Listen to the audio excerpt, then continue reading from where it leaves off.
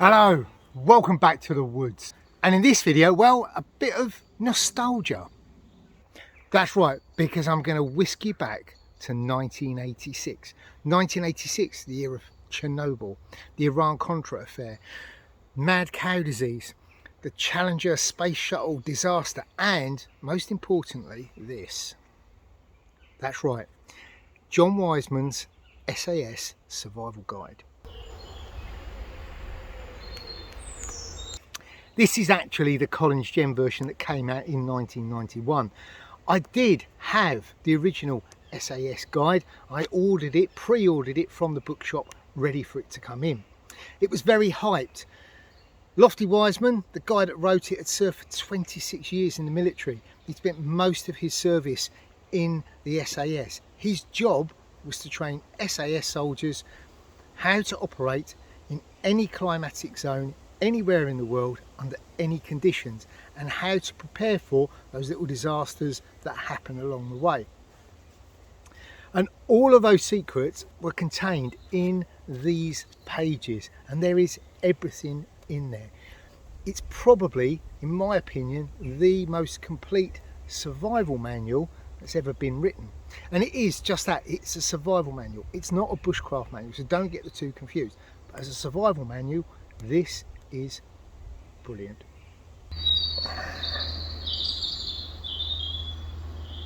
One of the things it did do was it showed us how a soldier on the ground prepares himself for those unexpected situations that come up, those little or not so little things that happen that can suddenly turn a normal situation into a survival situation.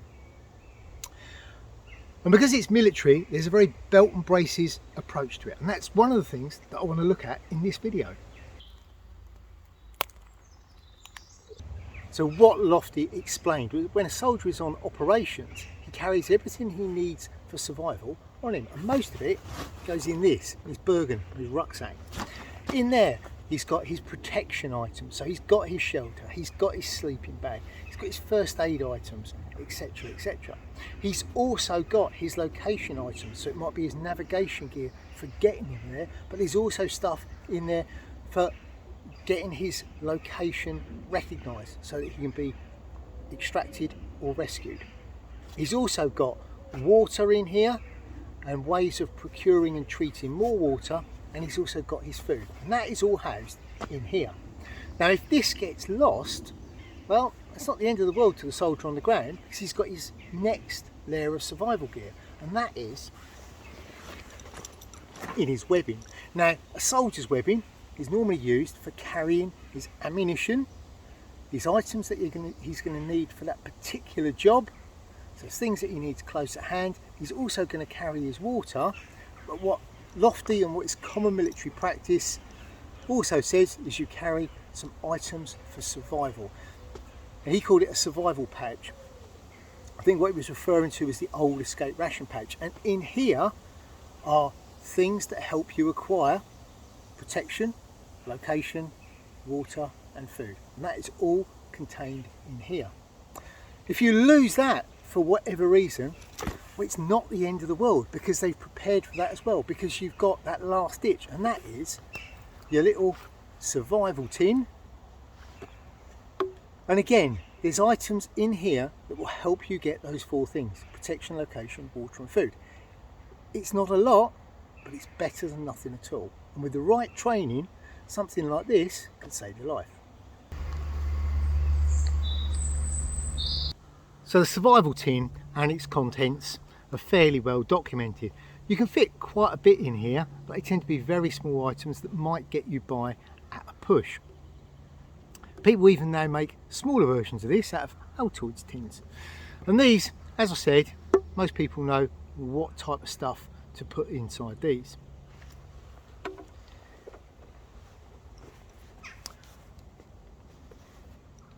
Lofty's description of the survival pouch gives quite a bit of detail of quite a few very practical items that can be held in a pouch of this size. And the sort of things you would expect to find in there, well, there'd be some high calorie foods in there, there'd be ways of signalling for help. He recommended some mini flares, so you've got mini flares and a launcher down the side, and these are used to draw people's attention to your location. Also, to draw people's attention to your location, we recommended a marker panel, and this is a marker panel. It's a massive, great big bit of double-sided, brightly coloured fabric with little pockets on the end so that it can be weighted down to the ground. It's also got cord on the corners so it can be tied up into vegetation, and again it's a way of drawing people's attention to your location if you need to be rescued. Also, you might want to carry in there something like this. This is a little firefly strobe, and these were used to draw attention to you in a survival situation. Good bit of kit, very effective bit of kit. Also in there would be some consideration towards food. So you'd have a little cooker with some hexamine blocks, a brew kit, some emergency rations, so something quite nice and high calorie, and all of that, your flares, your marker panel, etc., would all be fitted into this, your small mess tin. So you had a way of boiling water, of cooking food, of getting a brew on, etc., etc., etc., all housed in that little pouch. And I was looking back at all of this stuff, thinking to myself, actually, what a really good system. You've got everything that you need while you're out in the field, and you've also got stuff for if the unexpected happens, for if things go wrong. And that's actually not a bad idea for all of us. Obviously, as civilians, well, I'm probably not going to be carrying ammunition, etc., but it still doesn't hurt to be prepared. And that's when I thought, well, actually, I am pretty prepared normally when I go out, even in my everyday life. Yes, I don't carry my little combat survival tin, but I do carry a small EDC pouch with my flashlight, my ferro rod, with my little Swiss Army knife that's got a saw and a corkscrew and a screwdriver and all those other bits and pieces. I also carry a little companion pouch, and in there I've got a tampon for fire lighting or first aid. I've also got a strip of duct tape in there as well, which again can be used for first aid or for fire starting or for fixing things. So that is, I guess, is my equivalent of the little survival tin.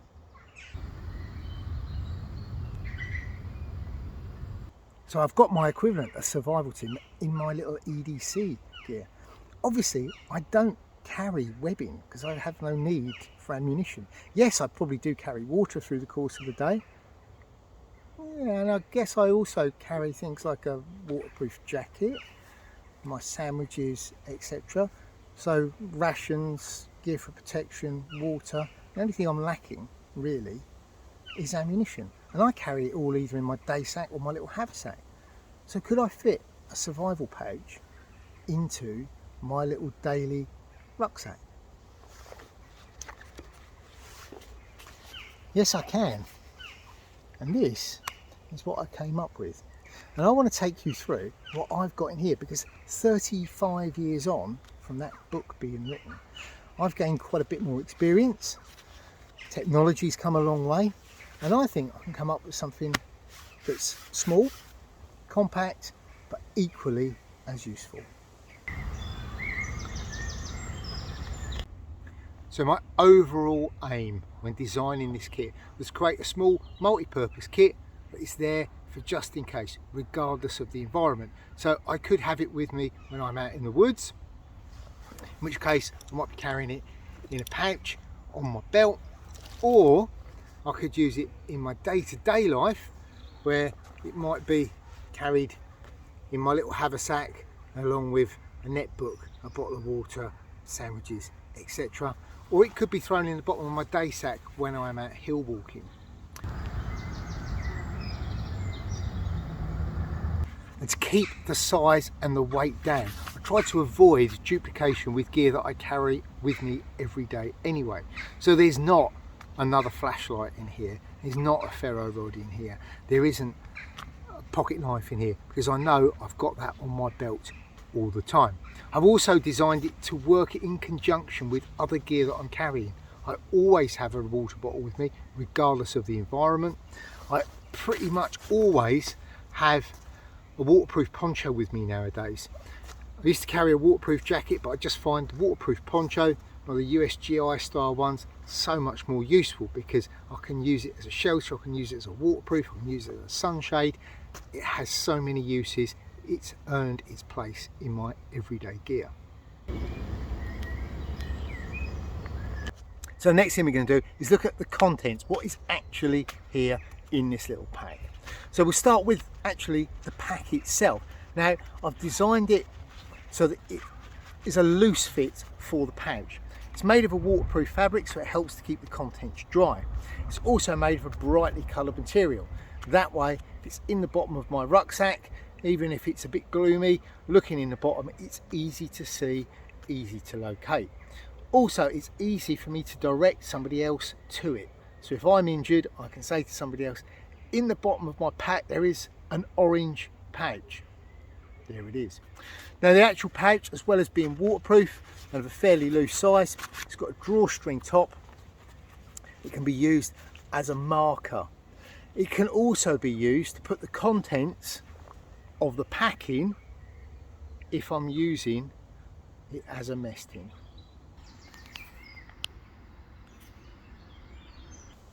So the actual container itself, well, I've stayed fairly true to John Wiseman's small mess tin. I've just used a smaller mess tin. This is one of the Trangia small mess tins. It comes with a lid, it's made from aluminium, and it's a good size. It's certainly a more useful size than the Pocket Survival tin.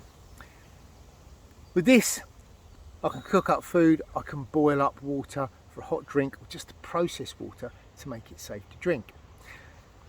Everything is fairly tightly squeezed in here, and it's all held in place with Gorilla Tape. Obviously that Gorilla Tape is also multi-purpose because this can be used for fixing things, it can be used for first aid, and it can be used for fire lighting. It's an excellent little fire lighter.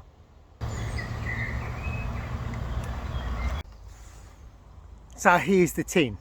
Everything in there is fairly well compressed. You've got the little swing out handle which helps to hold the lid in place. It also gives you a way to hold it for getting it on and off the fire. Removing the lid, the first item in the top is my little mylar blanket. Very, very useful for reflecting body heat, so I can use this inside a shelter to help keep me warm. It can also be used on a casualty to help keep those warm. It can also be used for reflecting sunlight, so I can use it as a massive heliograph. So a very useful, lightweight piece of kit. Next up, one of these. And this is a pour and store bag. This is a 1 litre one.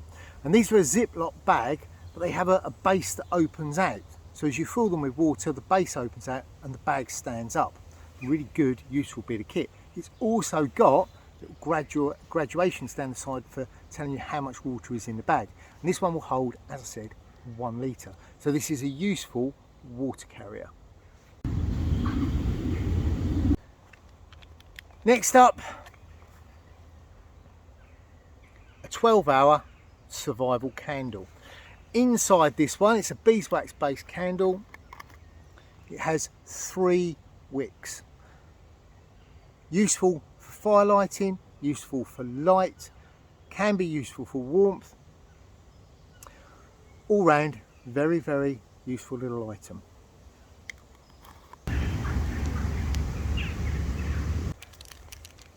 Next up, in Lofty's original, he had high calorie food items and a brew kit. In mine, I've put a hot chocolate sachet, and this isn't a low calorie one, this is one of the high calorie ones. So this gives me a good amount of calories and a hot drink, just what you need in a survival situation.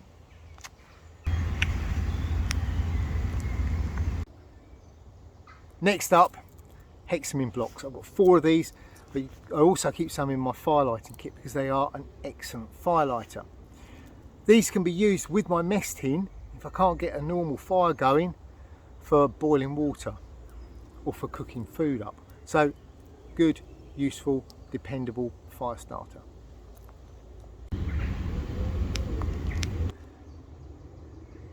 Next, a couple of tampons. First aid uses, can be used for gathering water. They can also be used for fire starting.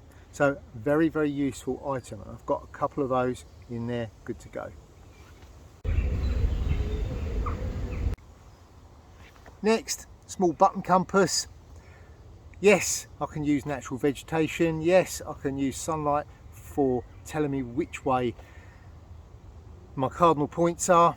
But if it's dark or it's cloudy or the weather's poo, a little button compass helps steer me in the right direction.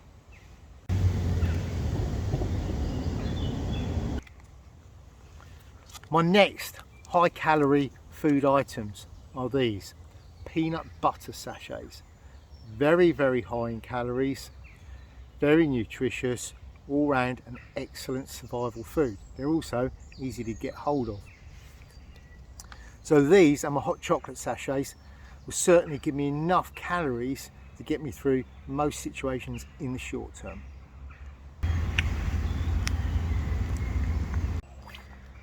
Next up, something that often gets overlooked. I've got my little pan for boiling water up, for making drinks, but am I going to drink it straight out the pan? No, because what I've got here is a little folding cup. As well as using it for drinking water out of, I can also use it as a little stash of water if I've got to wash a wound out, etc. I don't have to use the whole pan, I can decant a little bit into here. It can also be used for eye washing, etc. if you've got debris in your eye. So all round, good, useful little item.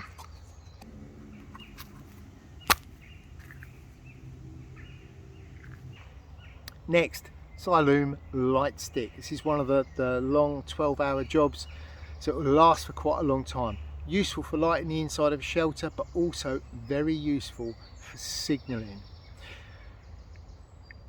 In Lofty's book, he put in marker panels, flare kits, etc. Well, the flare kits tend to work best after dark, and I haven't got a flare kit in my little kit. Instead, I've got one of these, and I've also got a load of this 40-foot micro cord. And this, I have a couple of meters of this attached to that, and you spin it round above your head to create a massive glowing circle, which at night is going to draw people's attention to your location. It can also be used in an emergency. Once the glow is gone, I can put a little nick in the side, drain some of the fluid out, and the fluid is highly flammable. A little word of warning, it's also highly noxious. The fumes it gives off are not good for you, so don't inhale.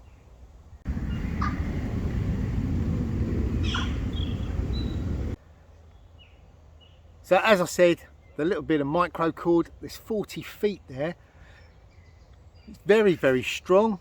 Right, it's not as strong as 550, but it's ample for most needs, and it takes up very, very little space.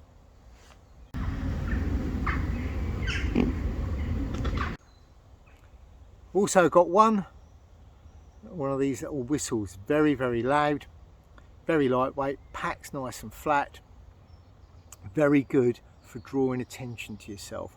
Repeated whistle blasts or flashes from your torch is an internationally recognised distress signal. Good bit of kit, well worth throwing in. Next up, easy fire lighting. Here I've got one of the little Bic lighters on the length of brightly coloured paracord, so I can chuck it around my neck. I've got Gorilla Tape wrapped around it, and these are easy fire lighting because you just need to do that. I haven't got to think about buffing tinder up particularly fine, or my technique on my bow drill, or even trying to work a ferro rod. This is easy, and it's just what you want in a survival situation.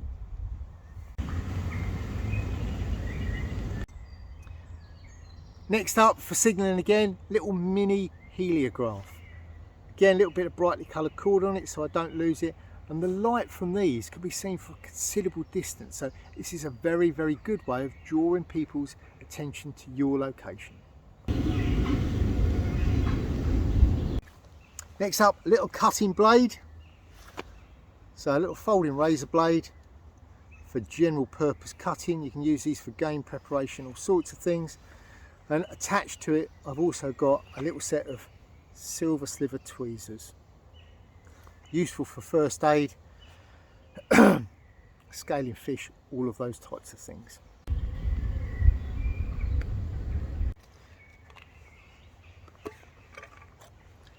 Next, 3 foot of duct tape, multi-purpose, very useful, fire starting, fixing, first aid, good to have.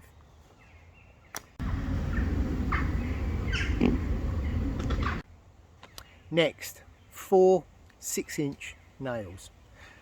In Lofty's original kit, he had a hexamine cooker and hexamine blocks. Well, I've got hexamine blocks but no cooker. Instead, I put these in. And all we do is put these into the ground so that the meskin can sit on top of them. Put the hexamine underneath, light it, and that's your little cooker stand. But these also double up as tent pegs, so I can use these in conjunction with my poncho to make myself a little shelter to get out of the weather. Next, Oasis water purification tablets. There's 6 here. Each one will treat 1 litre of water, so one of these dropped into my little Ziploc bag, that will give me 1 litre of treated water. Next, a little Fresnel lens, another method of fire starting, but again also useful for first aid. I've got the tweezers, but I need to be able to see what I'm pulling out, and this will help me do it.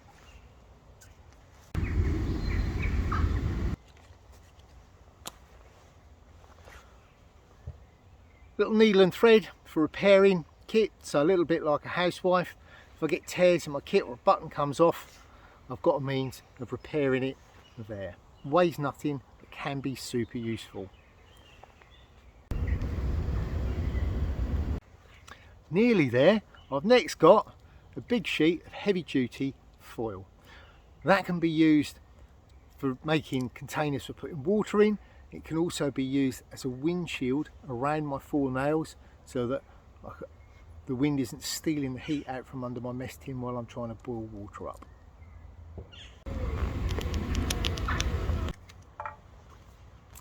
And then lastly, a little rubber sheet with ground to air signals on. This one can be shredded up and used as a fire starter. It can be rolled up into a tube, used as a straw for either blowing into your fire or for drawing water up from places that are difficult to retrieve water from. A useful bit of kit. I don't see too many of these around, but it is a useful item. So there you go, that is the kit. Give it a go, have a go at making one, see how much you can fit in that small space and make it so that it's personal to you. Now I know not everyone will agree with the choices of kit that I've put down, and I know some of you guys out there that watch the channel are amazingly talented and very, very experienced. I've done mine based on the skill set that I have. What I will do in a future video is I will take those items and I will do an overnighter with them so that you can see it in use. Also, that gives me a chance to practice with the kit, and that is key with all of the kit that we use, particularly emergency kit, is that you practice with it. You don't want the emergency to happen and it be the first time that you use the kit. You need to be skilled in using it first. So get out there and train. If you enjoyed this video, then remember, hit that thumbs up button, like, subscribe and share. Make sure you do it. In the description box down below, you will find links to my Instagram and my Facebook accounts. Pop over there, give them a like. I tend to post most days on what I'm doing. There's also a link down there to my Etsy shop, Greencraft shop. Over there you will find bits and pieces of survival. At the moment there's some Greencraft badges and I think there's a couple of mugs left. There were some of my survival scarves, but they all went very, very quickly. As I said, they always sell quickly. If you want to get in there first, if you want to beat the crowd, the easiest way to do it is to become a patron. If you follow my Patreon link, which again is down there, it tells you how to do it. It's a small subscription a month. You get some exclusive how-to videos. You also get discount on the kit and the heads up on first choice of the gear before it comes out. And there is some new stuff coming out that I'm working on this week and should be up and running in the next couple of weeks, and you are not going to want to miss them. I think that's everything. I've been Neil, and until next time, stay safe.